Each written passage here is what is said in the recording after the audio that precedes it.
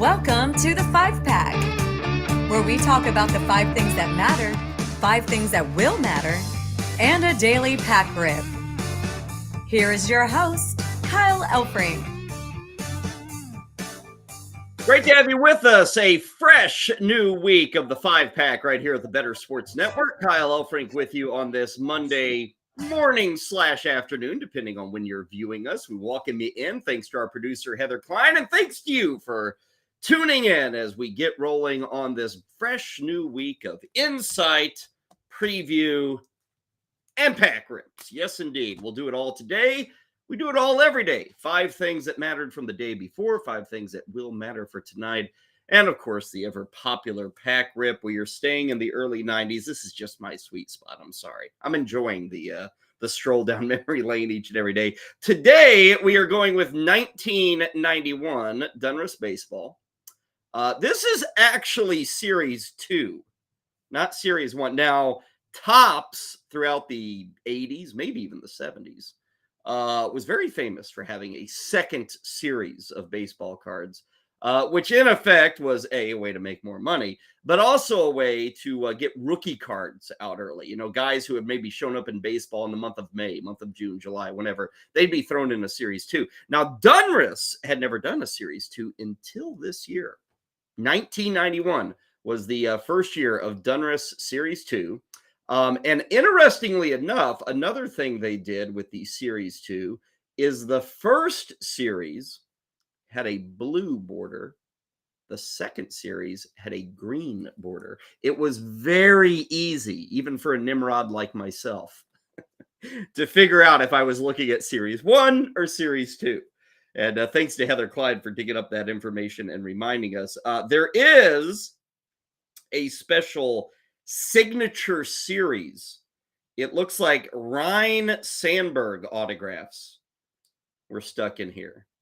Now, I'm a Cardinals guy, so I don't much care for Ryne Sandberg, but we'll get the autograph. We'll let it slide. So we'll get to that at the end of the show as we get rolling on the 5-Pack. Of course, we always like to start with our recap of what went down yesterday. Another busy Sunday afternoon of baseball action. We had the NBA playoffs. We had the NHL playoffs, some NASCAR, some golf. It was all taking place. But I like to whittle it down to the 5 things that really matter to you, the BSN viewer. So let's get into it. And let's start in a place that I actually mentioned last week on the show. And I mentioned them last week on the show because they had gone to Colorado and they had picked up a 3-game sweep. And it's like, oh my God.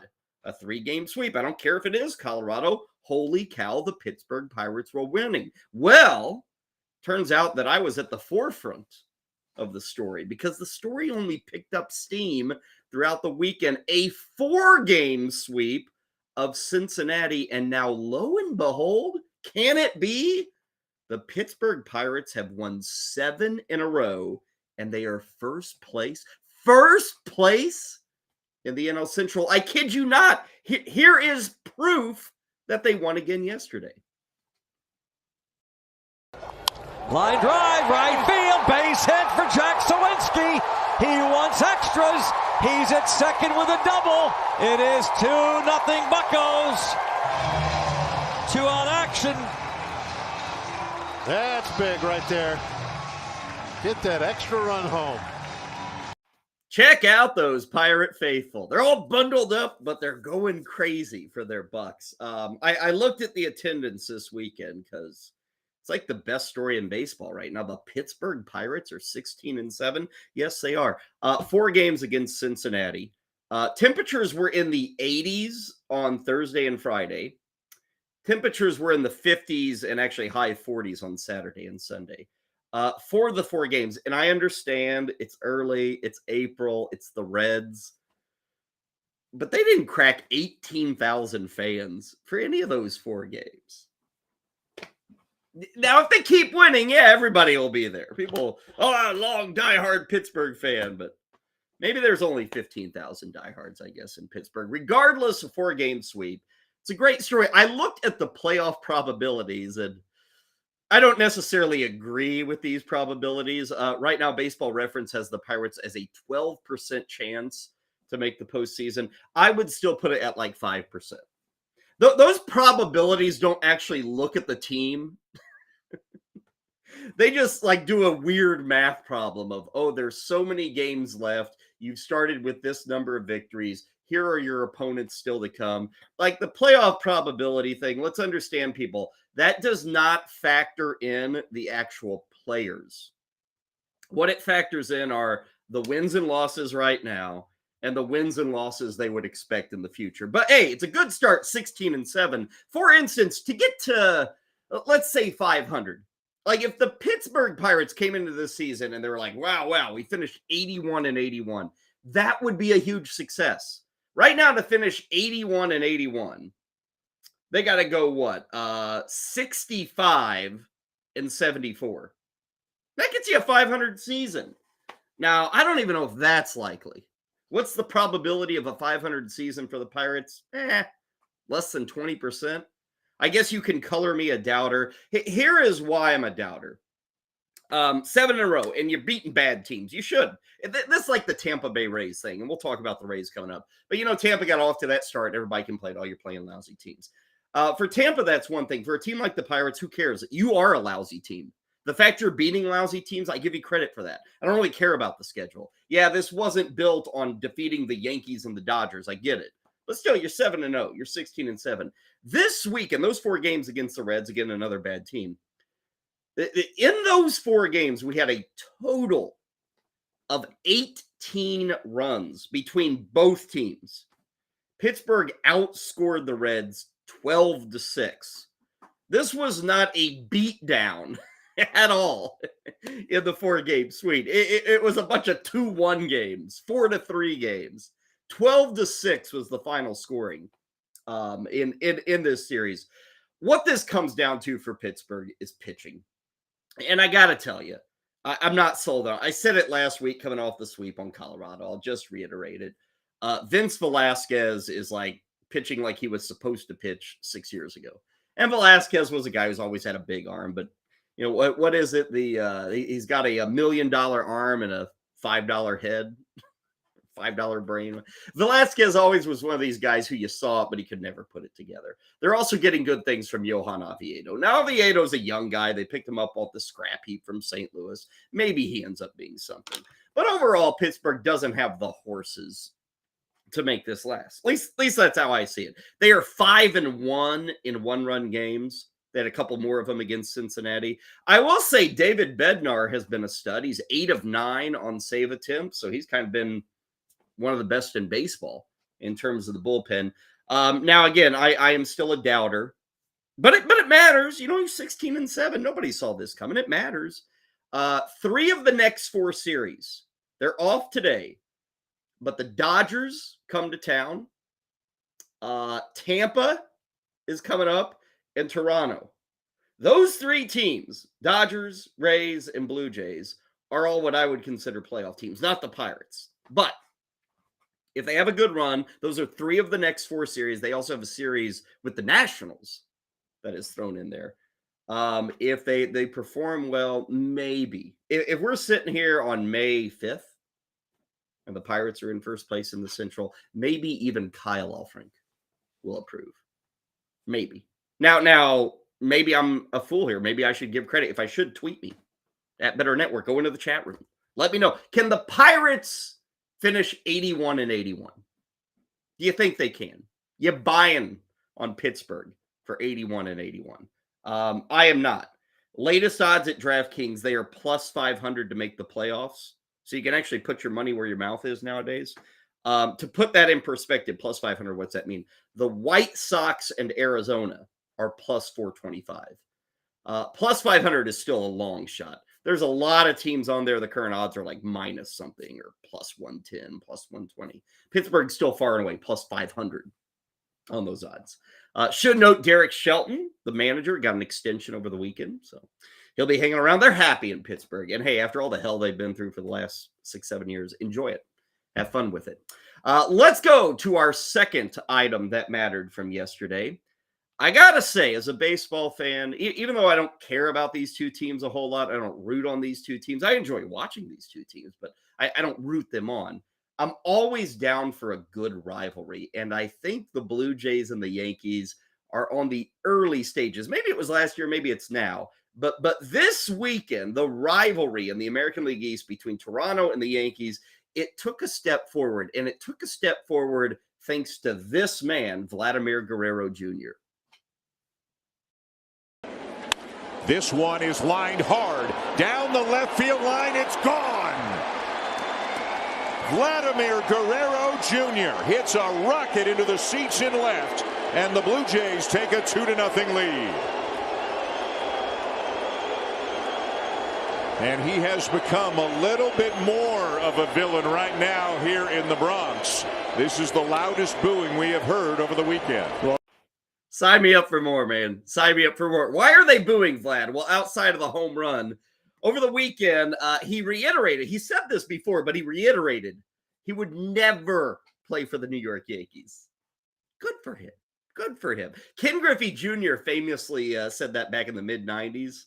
Said, oh, I'd never be with the Yankees. And it had to do with kind of how Ken Sr. was treated by the team. I don't know if that's going on with Vlad, but he has said this a couple of times. I don't want anything to do with the Yankees, which I love because every young player in baseball, you always fear they're going to end up with the Yankees. Now, Vlad's not going to have to worry about that, and the Blue Jays aren't going to have to worry about that for a while. I don't think he's a free agent until after the 2025 season, so we got some time there. But I love this because the Blue Jays not only went to New York and said things like, screw the Yankees, I'm not interested in playing for you. But Vlad had a couple of home runs, including that one on Sunday, thanks to SN Network out of Canada for providing the footage there. They also took 2 or 3 from the Yankees. Rivalry on, man. And here's the crazy thing. You know, I talk about this rivalry. I'm not even talking about the Rays yet, who are off to a 19-3 start. If you look at the AL East standings today, take a look at them. All 5 teams in the AL East are over 500. Every single one of them over 500. The cumulative record, let me pull this up. The cumulative record for the American League East is 71-39. So they are playing about, you know, and again, the Rays are 19-3, but 71-39, you're playing like 650 baseball right now in just that division. Now, part of that is we have fewer games in division, so these teams haven't had a chance to beat up on each other. And that speaks to this aspect of what's going on between the Blue Jays and the Yankees. Like I said, we all love a rivalry, right? We love whenever there's anger from the two sides. One of the, I would say, negatives of the new schedule, which overall I'm a big fan of. But think about this between the Blue Jays and the Yankees. In about a month, they'll play a 4-game series in Toronto. Cool. After that, the Blue Jays and Yankees don't play once in June. They don't play once in July. They don't play once in August. They have 6 games over the final 2 weeks of the season. So really, from this point, the end of April, until near the end of the season, around September 20th. And what is that? That's 5 months. Over the next 5 months, this is scary to even say out loud, you get 4 games between the Blue Jays and the Yankees. Kind of crazy. And I get it. That's going to happen. You know, we can't change the schedule after the fact. But that is one thing to keep in mind is, hey, we love rivalries. This kind of is a fresh one. Vlad's playing the villain. I dig that. But for rivalries to really succeed, you got to meet in the postseason. Maybe you got to build up some anger in the season. We'll see if they can carry it through. Mentioning Vlad, don't look now, but his start in 2023 looks a lot like 2021. 2021 was epic for Vlad. And last year he fell off. He became a good player last year. The start this year, he's hitting .341. His OPS is about 1,000. 5 homers, 13 ribbies, 16 runs. I was looking at the latest AL MVP odds. Vlad is the 5th pick in the American League. He's plus 1,200 to win the MVP. Now, I'm still a Bo Bichette guy as my AL MVP. I made that prediction before the year. I'm sticking with it. But Vlad at plus 1,200, he's behind Ohtani, Trout, Judge, and Adley Rauschman. But Vlad at plus 1,200, not bad at all. Speaking of the Blue Jays, start's been pretty good. Not 19-3 like Tampa, but good. Check this out. 16 of their 22 games have been on the road. 16 of 22. They have 6 games at home this week. All 6 are at home.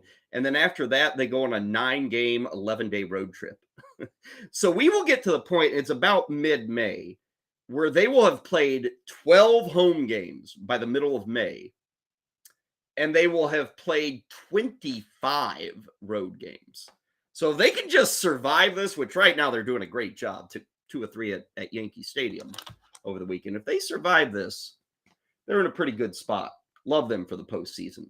Let's go to item number 3. We were talking about the American League East. All 5 teams are above 500. That does include the Boston Red Sox, who got some 8th inning fireworks yesterday from their late winter, I guess midwinter. I think it was January, maybe December. Their winter edition. Let's just go with that.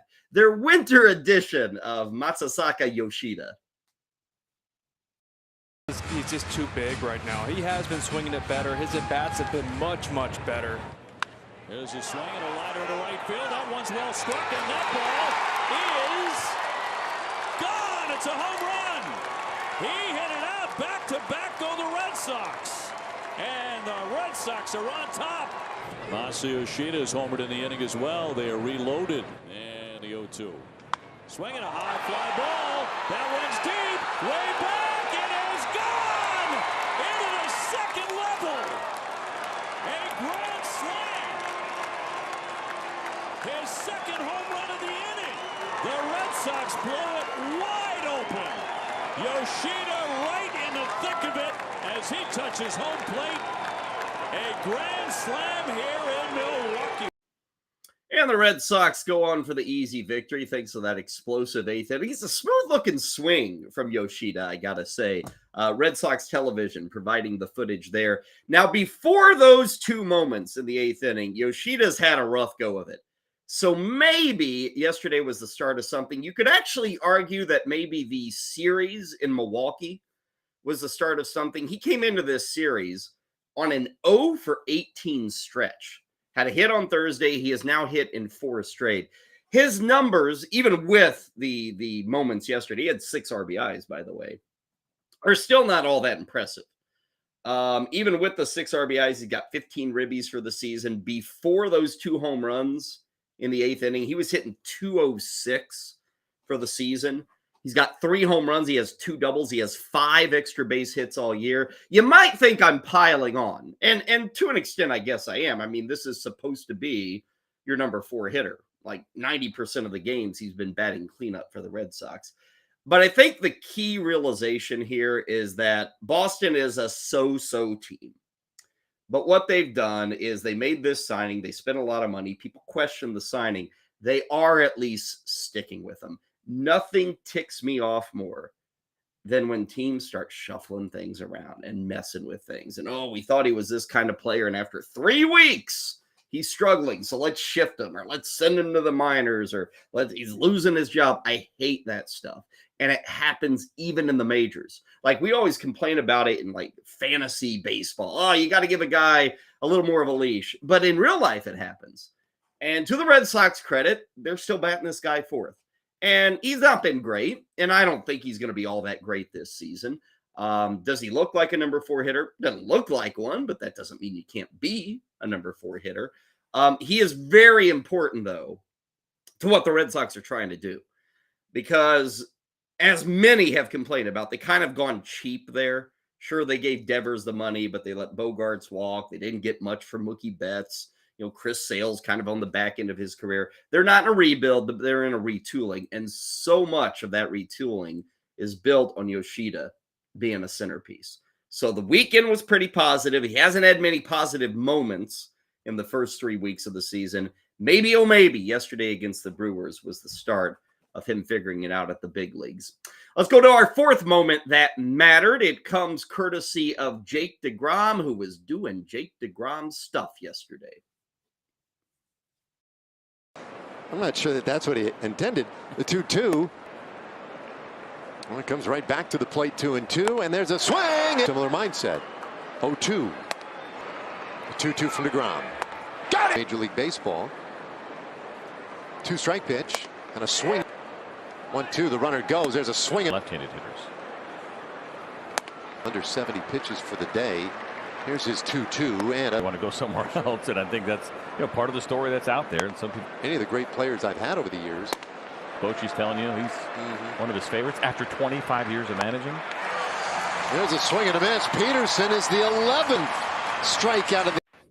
Thanks for the work there, Bally Sports out of Dallas, Texas. And oh yeah, pay your bills.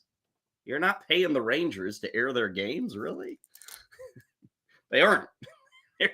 They're bankrupt, and they've decided we're not going to pay the Rangers. Anyway, that's beside the point. Jake DeGrom, 11 strikeouts in 6 innings. Thanks to Bally Sports. We get to see them all there. Okay, it's against Oakland. I get it. But here's the thing with DeGrom. First off, remember we had the wrist injury last time out against Kansas City? Didn't miss a start.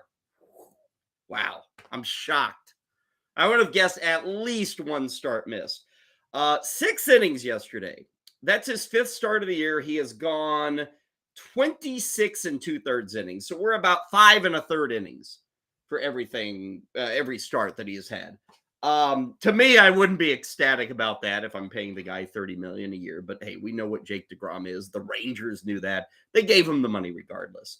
What stands out to me about DeGrom, K-rate sky high, but he got 11 strikeouts yesterday on 80 pitches. 11 strikeouts. That is unheard of.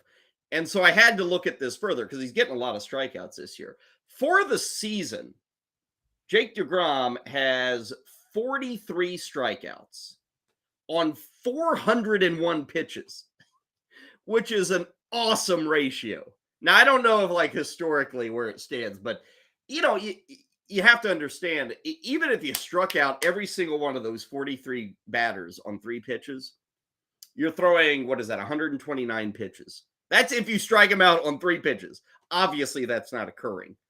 Probably only 8 or 9 of those guys went down on 3 straight pitches, if that. So to get 43 strikeouts on 401 pitches is insane. That is crazy efficient. I looked up Kevin Gausman, who's actually number 2 in baseball for strikeouts. DeGrom has 43. Gausman has 41. Gausman's gotten his 41 strikeouts on 475 pitches. So, in effect, 74 pitches. It's taken Gausman almost a game more of pitching to get 2 fewer strikeouts than DeGrom. That is the perspective I'm trying to give you, how good DeGrom's been on the strikeout front. Now, I'm not changing my tune on the guy. I don't think he's making 25 starts this year. I don't think he's throwing 160 innings this year. I'm not. But when he's out there, he's doing Jake DeGrom stuff. 102 batters faced this year. He has struck out over 42% of the batters that he's faced. Now, you might think that's otherworldly. It's really not.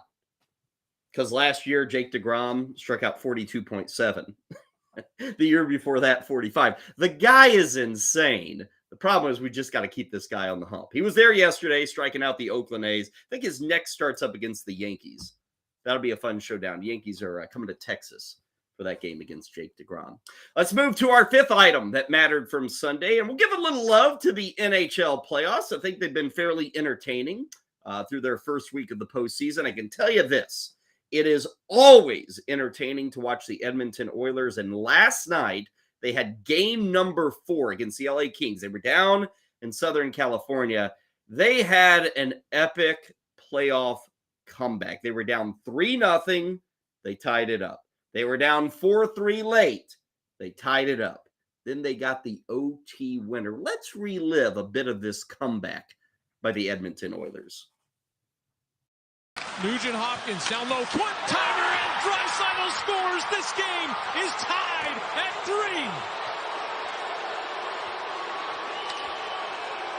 Draisaitl's 2nd of the night, 5th of the playoffs. McDavid moves in. Kane shoots, scores! Evander Kane ties the game in the late stages. It's 4-4 in game 4. Sharp. Long range pass. Zach Hyman moving in. Rister shoots, scores! Zach Hyman!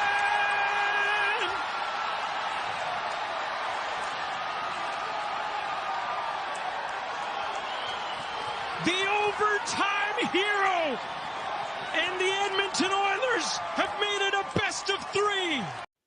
All you hear about with Edmonton is Connor McDavid. Now, he was a part of those goals, but he didn't score any of them. But what a huge, fantastic win. I was telling my buddies, this was Friday night. I was texting, with my sports crew. And my Blues aren't in the Stanley Cup playoffs this year. So I was talking with my friends, and I was like, who's easy to adopt? A bandwagon I feel like getting on, it's Edmonton. Because, you watch the Oilers, and even McDavid, guys like Ohtani, guys like Trout, a lot of these NBA guys who we're going to talk about coming up later, they live up to the hype. You watch them, you're like, yeah, I can see, man. Connor McDavid's that guy in hockey, and it's kind of hard to do in hockey. We hear about great players, but to see it, and what I'm talking about is with McDavid, when he picks up the puck, the dude is a horse.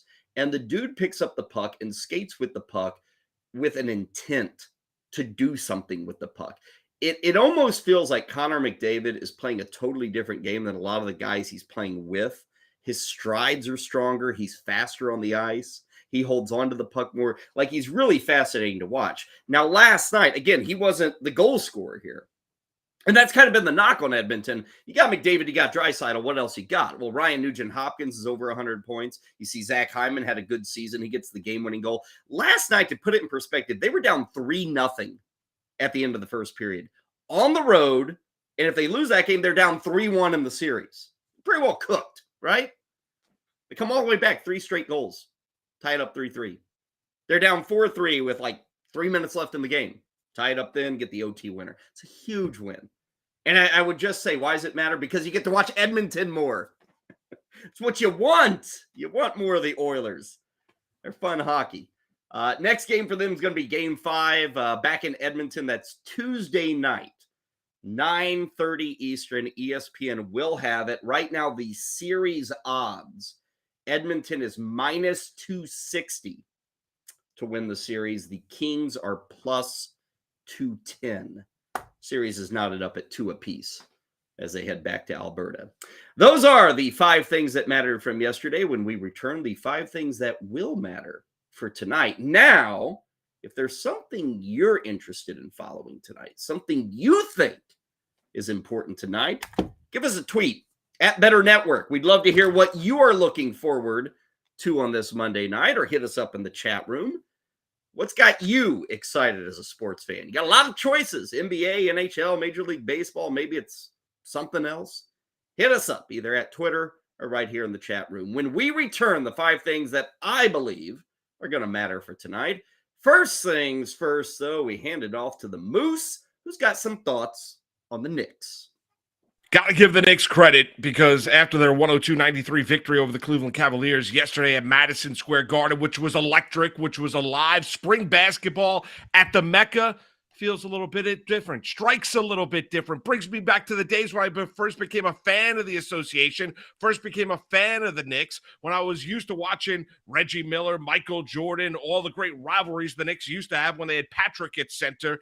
And you know what? This is bringing back memories of this. The Knicks are a tough, defensive-minded, gritty team led by a guy in Jalen Brunson, who was a winner at college at Villanova, who decided to come here in free agency, gets paid, but wanted the pressure of coming to New York and playing for the Knicks and being part of the solution and not part of the problem.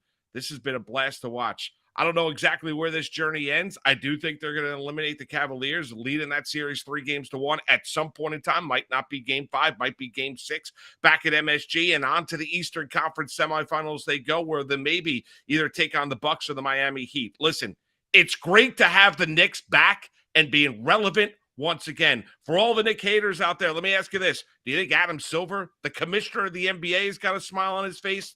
He sure does.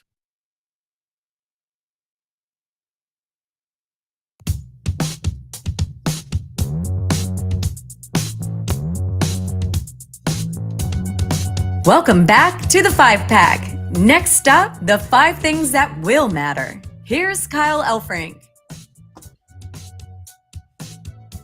Good to have you with us. It's a Monday. It is the 5-Pack. We have given you the recap. 5 things that mattered from yesterday. Coming up in just a bit. You heard Heather Klein say it, the 5 things that will matter for tonight. And still to come in about 15 minutes, it's our daily pack rip. 1991 Donruss. Relive the fun with me.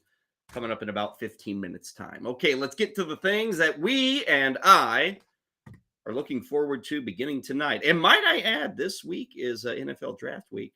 Got a lot of NFL stuff to look forward to. And we here at BSN are getting you set for all the fun and the festivities. They're going to be in Kansas City, of all places. Coming up on Thursday night, Friday, Saturday, 3-day draft extravaganza. And beginning today, right here on the Better Sports Network throughout the day, we'll have a ton on the NFL draft. We got player profiles, talking about wagering, because you can do that nowadays. In fact, I saw a tweet, DraftKings, make sure I got this right, because this is kind of breaking news, if you will, for the NFL drafts. I saw this right before the show. Will Levis, quarterback for Kentucky, DraftKings Sportsbook has now listed him as the favorite to go number 2 in the draft. Minus 140. A lot of people think we'll get 2, maybe 3 quarterbacks in the top 4. It all comes down to who falls in love with who. And I guess the expectation is that maybe somebody has fallen in love with Will Levis, and they're interested in taking him at number 2. Number 2, by the way, belongs to Houston, who does need a QB. Number 1's expected to be Bryce Young to Carolina. Number 3 pick is Arizona. They don't need a QB. They're going with Kyler Murray.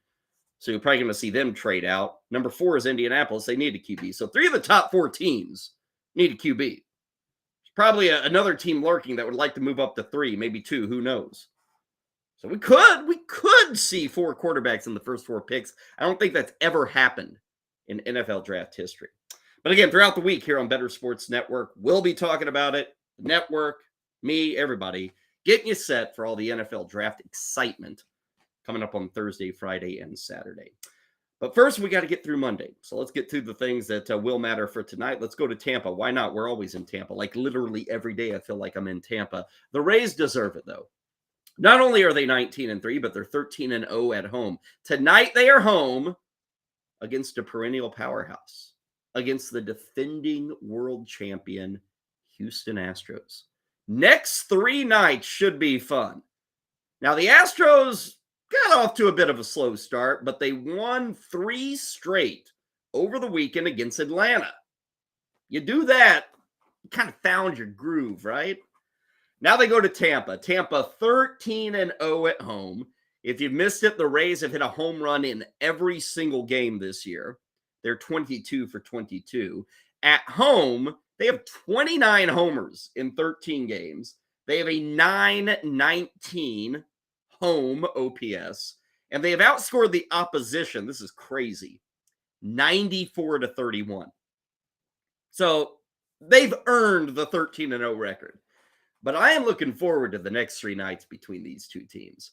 And all 3 games are night games. 6:40 Eastern tonight, tomorrow, and Wednesday. Tonight, it's Jose Urquidy against Taj Bradley. Tomorrow, Luis Garcia against Drew Rasmussen.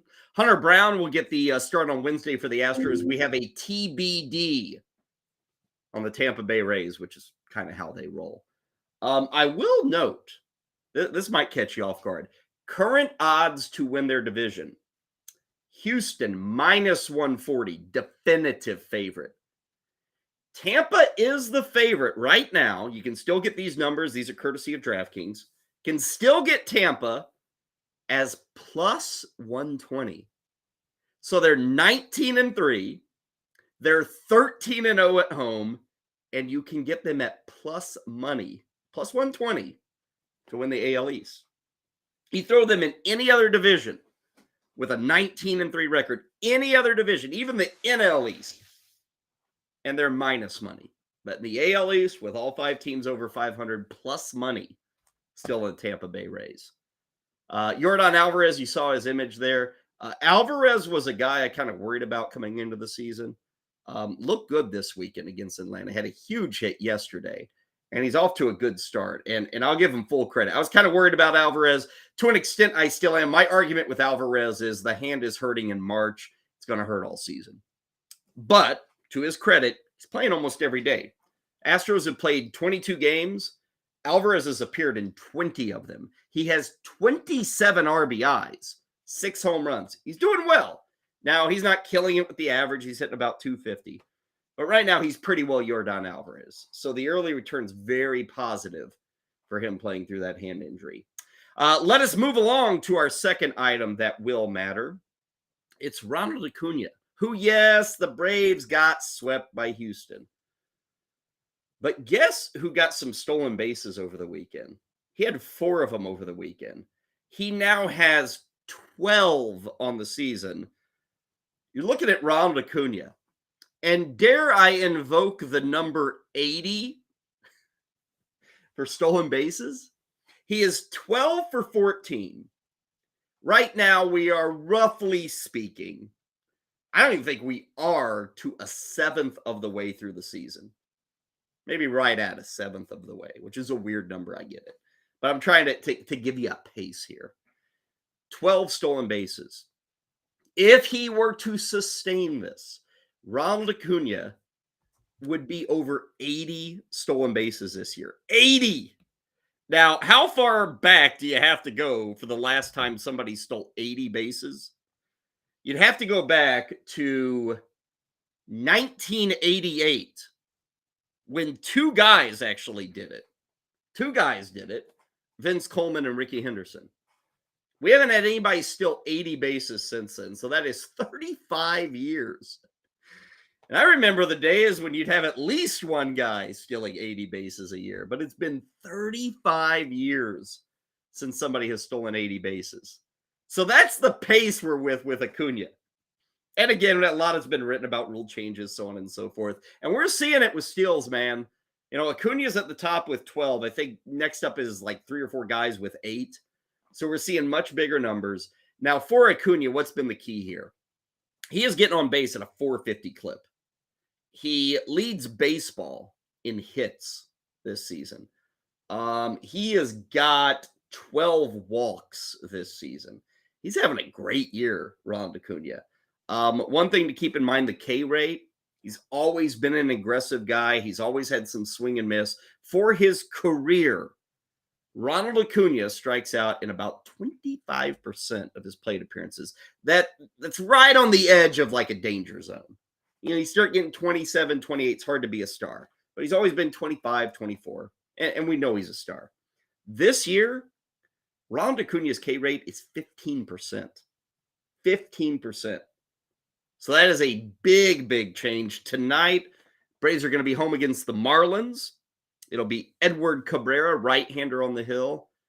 Maybe we'll see a 13th stolen base for Ronald Acuna. Let's go to our third item that will matter tonight. Yesterday, the news was all about this guy, but we didn't get the moment. Tonight, maybe we get the moment. What am I talking about? I'm talking about Pittsburgh infielder Drew Maggi. I think it's Maggi. Drew Maggi. Now, tonight he's not going to get to play because Pirates don't play. But we're hoping he gets to play. We hope. Because Drew Maggi is a guy who has been floating around baseball for more than 12 years trying to play a baseball game. Just trying to play a major league game. He was drafted by the Pirates way back in 2010. Never happened. Never got to the major leagues. Didn't make it. Couldn't make it. He has bounced around through 15 cities. I looked it up today. And I'm not even including the Dominican Winter League. If I include the 2 cities he's played in the Dominican Winter League, we're up to like 17 cities that this guy has played baseball in. He's yet to appear in a major league game. He's 33 years old. He has been with the Pirates, the Phillies, the Guardians, the Twins, the Angels, the Dodgers, but he's never been in a big league game. Now, again, he's not going to get to play tonight because the Pirates aren't playing. But I wanted to get this story out. It's a good, feel-good story. You bounce and bounce and bounce. Now, he has been called up once. The Twins called him up, I think like 2 years ago. But he was one of those like ghost players. Guys who were on a major league roster, but they never got to appear in a game. So he never appeared in a game. Twins never used him. but now he's been called up. And I know it's been a long wait, and it's not going to happen tonight, but really, after you've been waiting 12 years, does it really hurt you to wait another day or two? So I would point it out, Drew Maggi, it's something to follow. It's a feel-good story. We don't often get those. There'll probably be a Netflix series at some point. We don't do Hollywood movies. It's like a Netflix series now. But at some point, maybe we'll get to that. Did want to point that out, that maybe the moment. Now we got, well, let's this is from the Pirates broadcast. We'll run this. I kind of spoiled the story, but let's run this. This is yesterday. You can see when he is called up, when he gets the news. This is courtesy of the Pirates TV broadcast yesterday. It is with great pleasure that I get to promote my first person to the major leagues, and someone that is tremendously important to this group, and someone that exemplifies grit, a choice to continue to fight for what he wants in life, and a lot of that is having the right perspective. And so, Maggi, you're going to get an opportunity to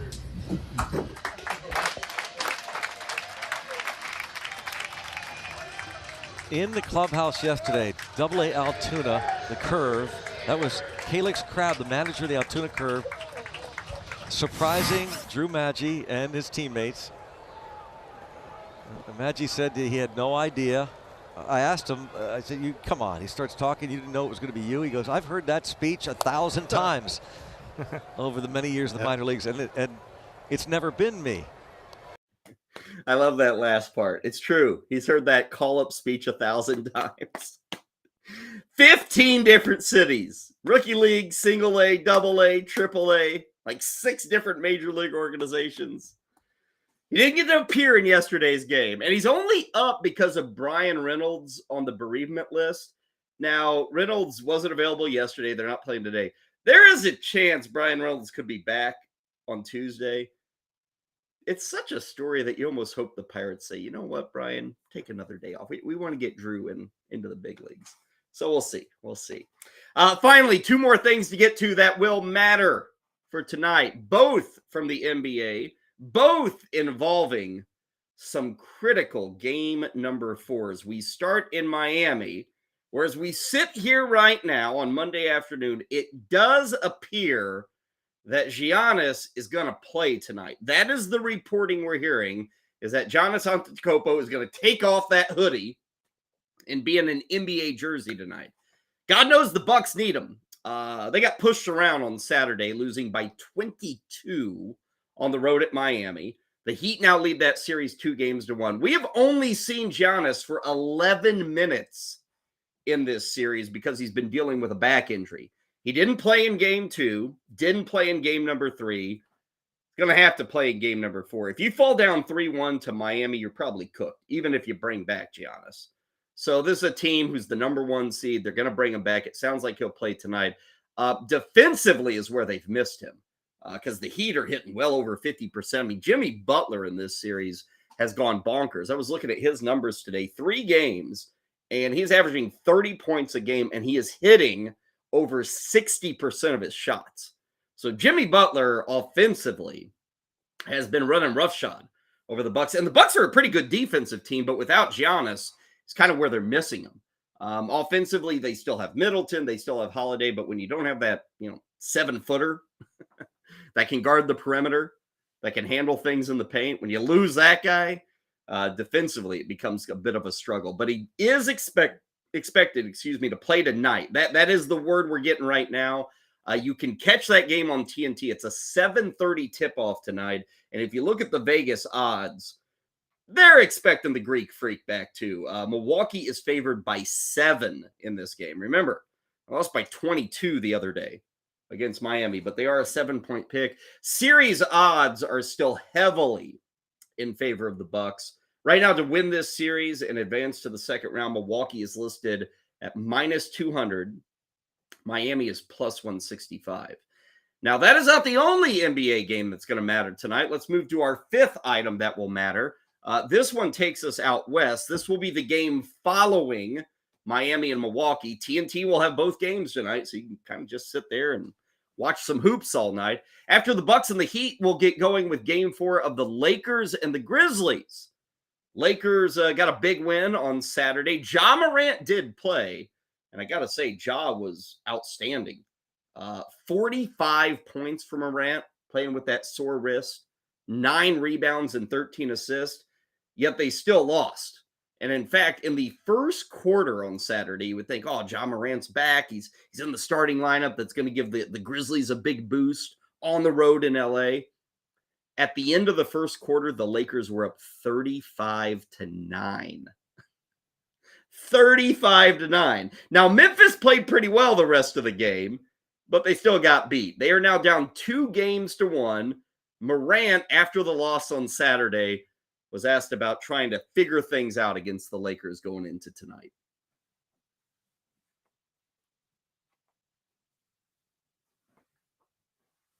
Oh, maybe we don't have that audio of Morant. We'll scratch the audio. But one thing Morant touched on is that, okay, we're down 35-9. Okay, 35-9. We could have quit. They didn't.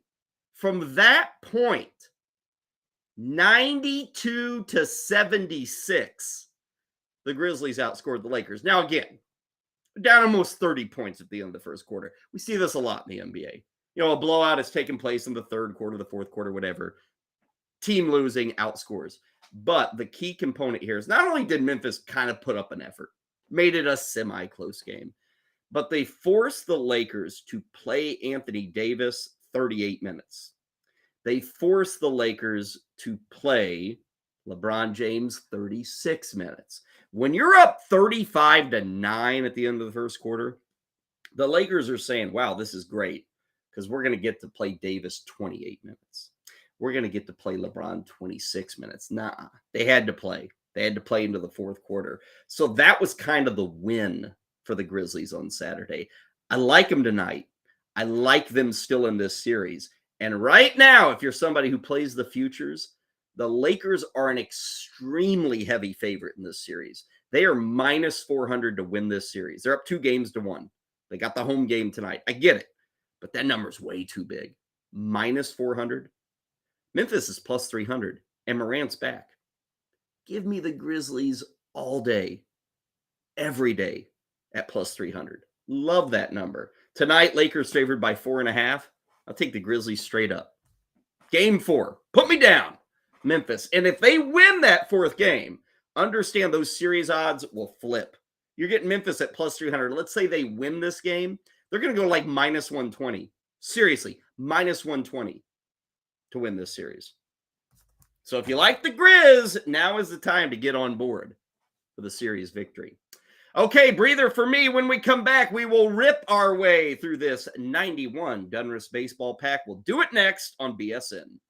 Hey, it's Rick Kamla, a.k.a. Ricky Props for Better Sports Network. Let's go to the wood with Bam Adebayo at home against Milwaukee, under 19.5 points, minus 105. Tough matchup for Bam against Lopez, Portis, maybe Giannis. Point flow in the series, 22, 18, and 12. Jimmy Butler, same game, under 28.5 points, minus 115. Point flow in this series, 35 in a win, 25 in a loss, 30 in a win. I believe the Heat lose tonight, and Butler will dip back to the mid-20s.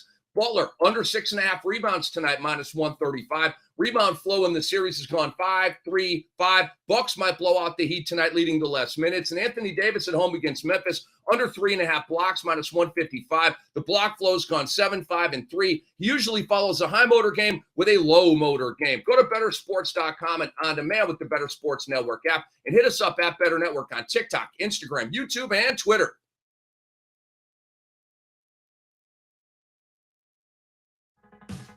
They say high mileage.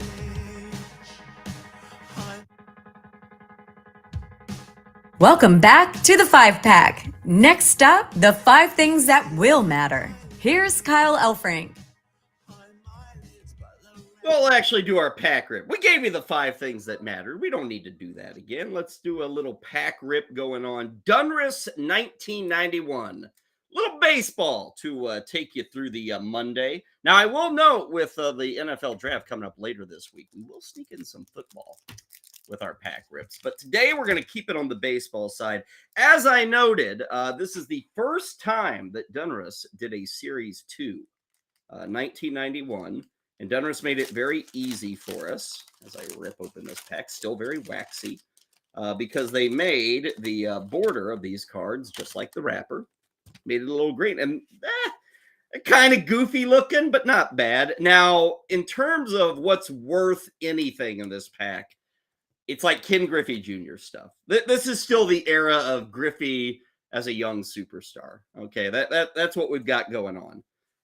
But really, other than that, there ain't much to look for. But the cards are still there. There are still things to enjoy. For instance, we lead off with Barry Larkin.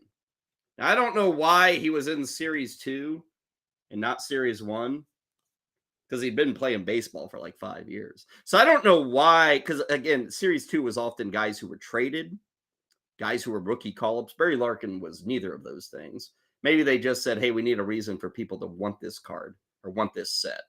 So let's go with Barry Larkin, who appears to be very hesitant about whether to bunt or not. It appears on this photo that he did not like the pitch he received. He couldn't make a bunt. That season, Larkin hit 301, 7 home runs, 67 ribbies. I believe, about 2-3 years later, he would win the NL MVP. But Barry Larkin, kind of just a good player at this juncture, but then started to really pick up steam in the early 90s, eventually ended up in Cooperstown. So a good way to start our 91 Donruss. Here is a guy that if you saw him playing baseball in 2023, you would say, no way, no how. Come on. A guy like this can't play baseball. Look at that. Jim Gantner. Jim Gantner played baseball throughout the 80s. Jim Gantner was a lifer in the 80s. He wasn't really cut out for the 90s, though. Eventually, a guy looking like that gets weeded out in the big leagues. In the 80s, you'll make it. You know, Jim Gantner, Kit Tekulve, you can hang around. Eventually, though, the 90s come around, and Jim Gantner just ain't cool anymore. Here's a guy that was cool. Mickey Tettleton. Now, the story with Mickey Tettleton, who, what year was this? Mickey Tettleton hit 26 home runs in 89. He might have had one other good year.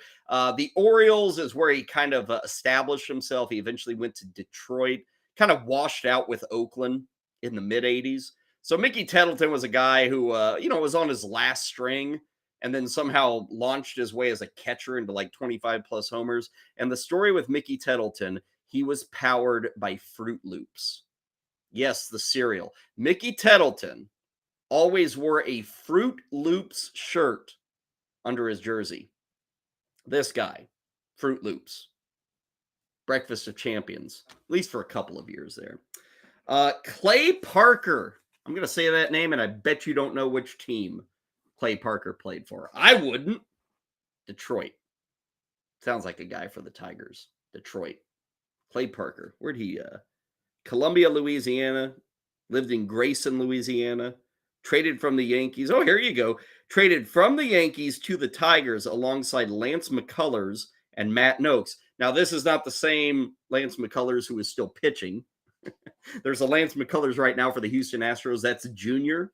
But Matt Noakes was a good get in the Clay Parker trade. Matt Noakes was almost Rookie of the Year in 1987. Had the Barry Larkin card.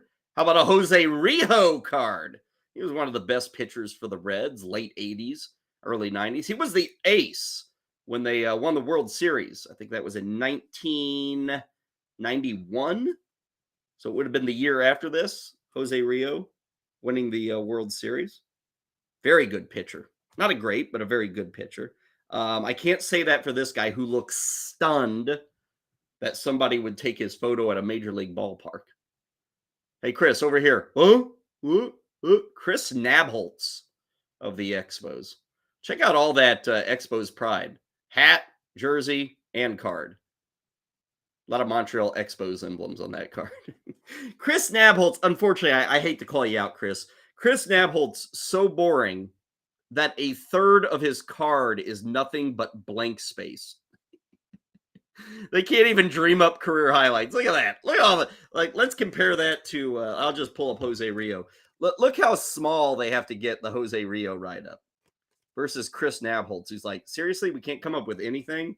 Like, could you not just put on the bottom? Chris was surprised when we told him we were going to take his photo. Huh? Yeah, Chris. Rough go of it in 1991. Here's a backup outfielder, Sean Abner. Don't know much about him. Looks like that photo was taken in old Three Rivers Stadium. Got the blue wall with the yellow circles. I think those circles always indicated the winning seasons or championship seasons, NL title seasons for the Pittsburg Pirates. So that's the old ballpark there. I actually made it to Three Rivers Stadium before they tore it down. Gary Ward, who kind of bounced around, a veteran, first base, man, really. Gary Ward played with the Yankees. Here he is with the Tigers. Boy, he was all outfitted. He got all sorts of things going on with it. He's got the taped wrists. He's got the wristbands, the batting gloves, the 3/4 sleeve. Gary Ward. Took him a while to get dressed up for that game. Andy Bennis. Andy Bennis, who was he the number one pick? Yeah, number one pick in the June 88 draft. Number one overall. Now, back in the day, number one picks did not have a great track record, but for the most part, Andy Bennis, a good pitcher as the number one pick. Came out of Evanston, of all things, had a 16-3 record with a 1.42 ERA at Evansville, not Evanston, that's Northwestern. Evansville, 189 strikeouts in 146 innings. Number one overall draft pick, and this was... Let's see, he was drafted number one in 88. He pitched 10 games in 89, 32 games in 1990. So this was the first full season of Andy Bennis. Ken Patterson. If you can say anything about Ken Patterson, it's more than I can say about the left-hander. Well, I guess I just said something. He's a left-hander. Our third Cincinnati Red. If I say the nickname Spuds, you know who I'm talking about, right? Chris Sabo. This is his all-star card. Chris Sabo. I think he was Rookie of the Year in 1990. Good stuff there. Yes, rec specs, kids. That's what they used to wear. None of that Oakley crap. Rec specs. Oh, hey. Ooh, I'm getting excited for something coming up. First, though, we've got Bob Welch. Bob Welch this season, kids. Coming off a 27-6 year. Let me say that again.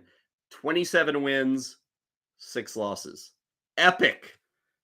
Bob Welch had a run of 15 wins in 87, 17 in 88, 17 in 89, and then he put all that to shame with 27 in 1990. We had this guy on a couple weeks ago, Chuck McElroy, reliever for the Phillies. And then finally, this card might be worth something. Heather, check this out.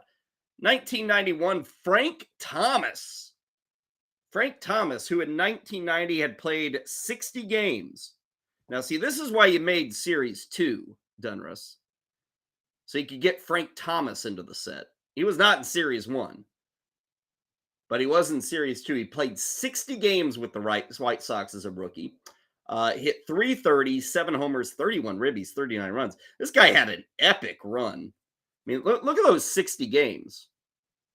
60 games at the as a rookie, 330, 7 homers, 31 ribbies, 39 runs. Strikeout to walk ratio 54-44. He could not steal a base, Frank Thomas, even back then when he was listed at 6'5", 240. Pretty phenomenal. We should have known Frank Thomas was going to be one of the all-time greats. $35, I'm told. Is that right? $35? Woo! Now, I don't think it's cut well. It's a little lopsided, so we don't have a 10 there. But a good card nonetheless. That is our 1991 Donruss, and that's the 5-pack. We'll catch you tomorrow on BSN.